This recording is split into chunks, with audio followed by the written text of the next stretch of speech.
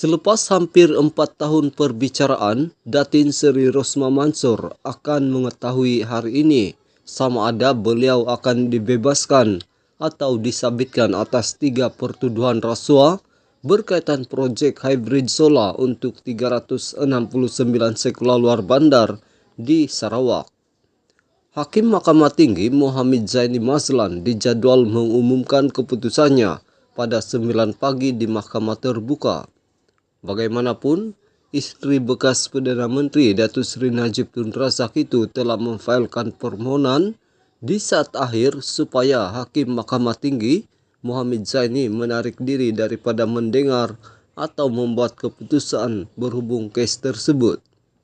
Permohonan itu difailkan semalam atas alasan tular di media sosial dan elektronik pada 26 Ogos lepas berkenaan berlakunya kebocoran keputusan kesnya yang disediakan oleh pihak lain.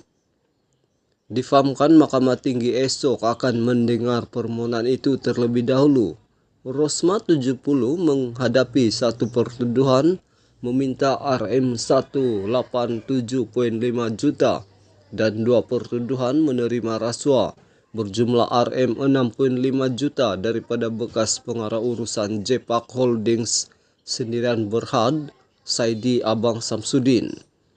Kes itu dikendalikan oleh Timbalan Pendakwa Raya Kanan Datuk Seri Gopal Sri Ram, manakala Peguam Datuk Akiberdin Abdul Kadir dan Datuk Jagjit Singh mewakili Rosma. Pada 18 Februari 2021,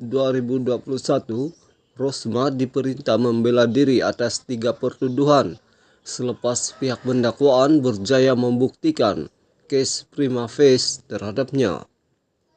Pihak pembelaan menutup kes pada 23 Februari lalu memanggil 2 saksi iaitu tertuduh sendiri dan bekas pengarah bagian First Lady of Malaysia FLOM Datuk Seri Siti Azizah Sheikh Abod.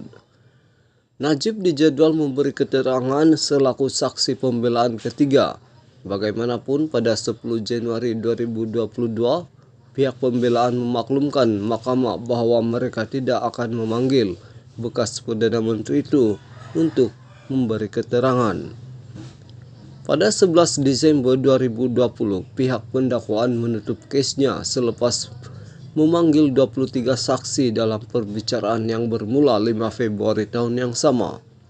Antara saksi yang dipanggil ialah Saidi, bekas pegawai khas Rosma Datuk Rizal Mansur, bekas Menteri Pendidikan Datuk Seri Madzir Khalid dan Ketua Setiausaha Kementerian Pendidikan ketika itu Tan Sri Madinah Mohammed. Rosma sepatutnya dibicarakan bersama Rizal 46 yang didakwa dengan 4 tuduhan meminta dan menerima rasuah bagi pihak Rosma atas projek berkenaan.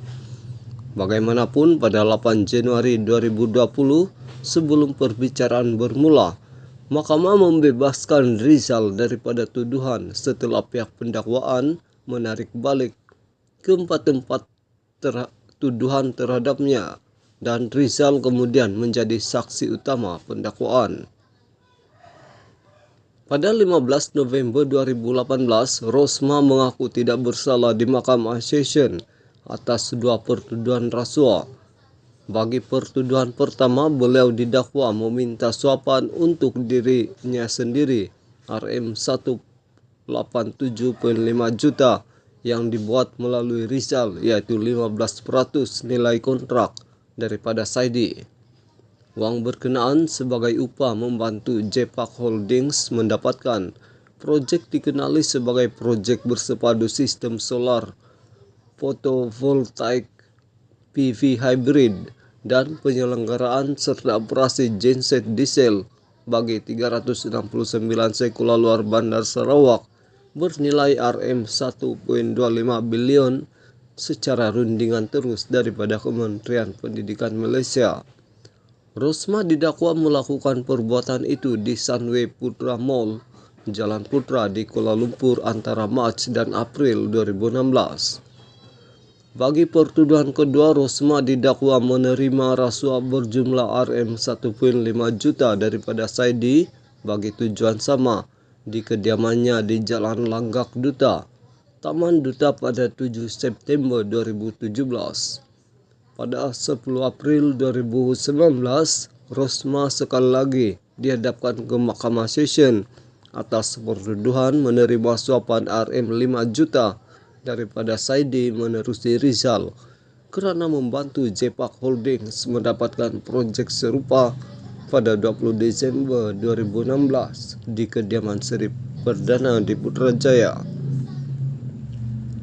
Pertuduhan mengikut Section 16(E) Akta Suruhanjaya Pencegahan Rasuah Malaysia 2009 dan boleh dihukum di bawah Section 24(1) Akta sama yang memperuntukkan hukuman penjara maksimum 20 tahun dan denda tidak kurang 5 kali ganda jumlah atau nilai suapan atau Rm 10.000 mengikut mana yang lebih tinggi jika sabit kesalahan.